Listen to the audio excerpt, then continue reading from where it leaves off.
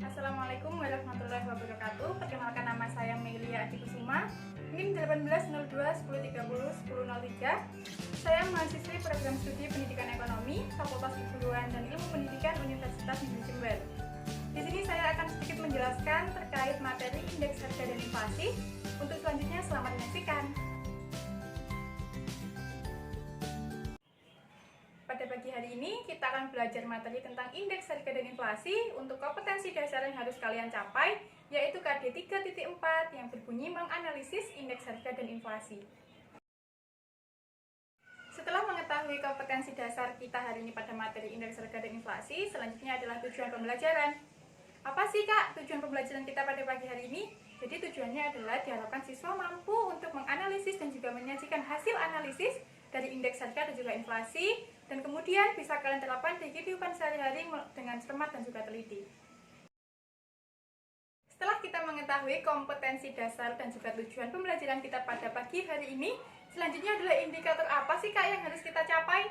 Ada 6 indikator yang harus kalian capai. Yang pertama yaitu menjelaskan pengertian dari indeks harga, menyebutkan tujuan penghitungan indeks harga, mengklasifikasikan macam-macam indeks harga, menerapkan metode penghitungan indeks harga, menjelaskan pengertian inflasi dan juga penyebab inflasi, dan yang terakhir yang keenam yaitu menentukan metode penghitungan inflasi.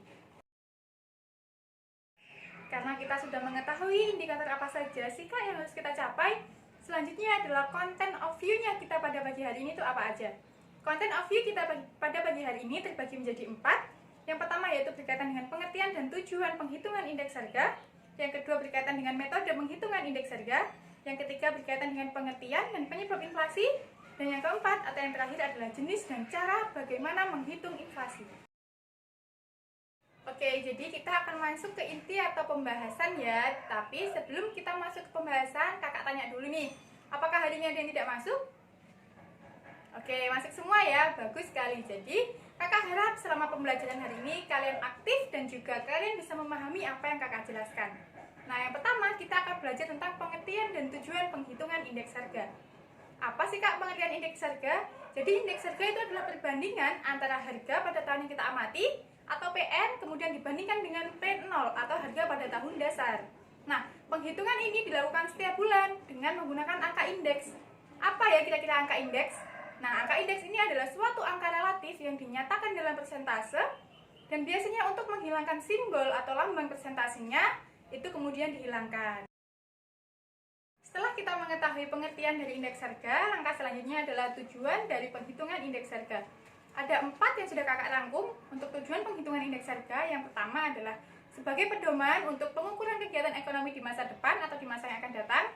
Yang kedua sebagai data acuan untuk menentukan penyesuaian upah minimum. Nah, yang ketiga untuk memudahkan pemantauan permintaan dan penawaran harga sesuai dengan kebutuhan kita.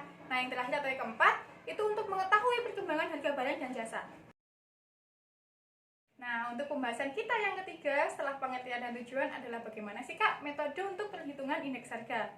Nah, sebelum kita masuk ke penghitungannya, sebelumnya metodenya untuk kita menghitung indeks harga itu ada 2. Apa aja? Yang pertama yaitu metode agregat tak tertimbang atau sederhana.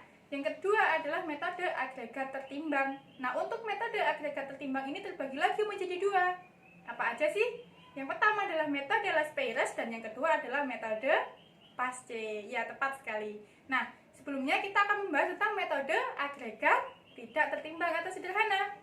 Nah, di mana IA atau indeks harganya itu sama dengan indeks harga agregatif tidak tertimbang. PN sama dengan harga yang dihitung, angka indeksnya. Nah, yang P0 adalah harga pada tahun dasar. Untuk rumusnya sama dengan IA, apa yuk? Ya, tepat sekali. IA sama dengan sigma PN dibagi sigma P0 dikali 100.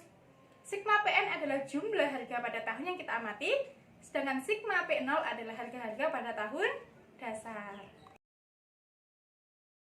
Setelah kita mengetahui metode penghitungan indeks harga tidak tertimbang atau indeks harga agregatif sederhana, sekarang yang akan kita pelajari adalah metode penghitungan indeks harga tertimbang yang terdiri dari 2 metode pendekatan utama, yaitu metode pendekatan Las-Peyres dan juga metode pendekatan Pasce. Yang akan kita bahas kali ini, kita akan membahas terlebih dahulu metode penghitungan menggunakan pendekatan Las-Peyres.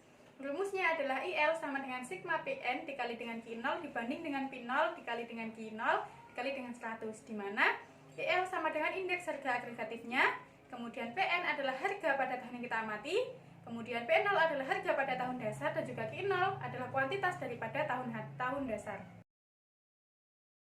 Yang kedua, setelah kita menggunakan pendekatan utama yang pertama, yaitu metode pendekatan Las-Peyres, kita sekarang akan membahas tentang metode pendekatan Pasce. Rumusnya adalah IP sama dengan sigma Pn dikali dengan Qn dibanding dengan sigma P0 dikali Qn dikali 100, di mana IP adalah angka indeks Pasce, Pn adalah harga pada tahun yang kita hitung atau pada tahun yang kita amati, kemudian P0 adalah harga pada tahun dasar, Qn adalah kuantitas tahun yang dihitung angka indeksnya.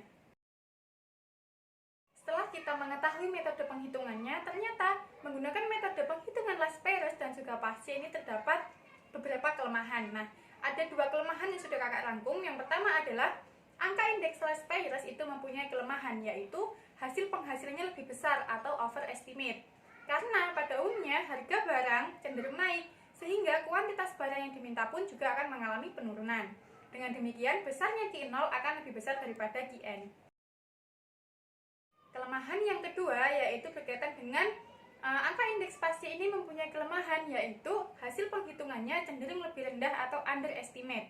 Karena dengan naiknya harga akan menyebabkan permintaan turun, sehingga Qn akan lebih kecil daripada Q0-nya. Setelah kita membahas tentang indeks harga, selanjutnya kita akan membahas tentang inflasi. Nah, apa sih pengertian inflasi? Inflasi itu adalah suatu keadaan di mana tingkat harga secara umum atau price level itu cenderung naik. Dikatakan naik bagaimana dengan tingkat harga umum karena barang dan jasa yang ada di pasaran mempunyai jumlah dan jenis yang sangat banyak, di mana sebagian besar dari harga-harga tersebut meningkat, sehingga berakibat pada terjadinya inflasi. Setelah kita mengetahui pengertian dari inflasi, selanjutnya adalah penyebab bagaimana inflasi tersebut bisa terjadi. Ada tiga yang akan kita bahas kali ini. Yang pertama adalah berkaitan dengan kenaikan permintaan melebihi penawaran atau demand pull inflation, di mana inflasi ini terjadi ketika disebabkan oleh naiknya permintaan total terhadap barang dan jasa. Selanjutnya adalah penyebab inflasi yang kedua, kenaikan biaya produksi atau cost push inflation, itu di mana inflasi yang terjadi karena meningkatnya biaya produksi, sehingga harga barang yang ditawarkan mengalami kenaikan. Yang ketiga yaitu berkaitan dengan penyebaran mata uang yang berlebihan di suatu masyarakat.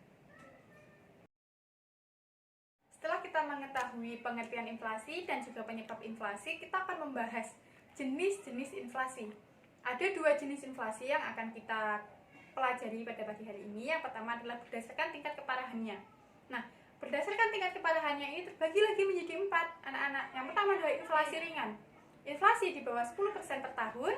Dan yang kedua yaitu inflasi sedang, yaitu inflasi yang terjadi antara 10% sampai 30% per tahun. Nah, inflasi berat ini yaitu inflasi yang terjadi antara sekitar 30% sampai 100% per tahun. Inflasi yang terakhir, yang keempat, yaitu inflasi sangat berat atau hiperinflasi, yaitu inflasi yang terjadi di atas 100% per tahun. Selanjutnya kita akan membahas tentang jenis inflasi yang kedua, yaitu berdasarkan sumbernya. Inflasi dari dalam negeri atau domestic inflation itu berarti bahwa inflasi yang terjadi karena penciptaan uang baru dan adanya kebijakan anggaran defisit. Nah, berdasarkan sumbernya yang kedua yaitu inflasi dari luar negeri atau imported inflation. Artinya di mana inflasi ini terjadi karena suatu negara mengimpor barang atau jasa dari negara lain yang sedang mengalami inflasi. Selanjutnya adalah bagaimana sih Kak cara menghitung inflasi? Untuk menentukan laju inflasi dapat dirumuskan sebagai berikut. Indeks harga periode yang dihitung dikurangi dengan indeks harga periode sebelumnya dibanding dengan indeks harga pada periode sebelumnya dikali dengan 100%. Selanjutnya, setelah kita mengetahui penghitungan laju inflasi, kita akan lanjut dengan contoh penghitungan laju inflasi. Nah, indeks harga pada bulan Juli 2015 itu sebesar 110 dan indeks harga pada bulan Agustus 2015 itu sebesar 112.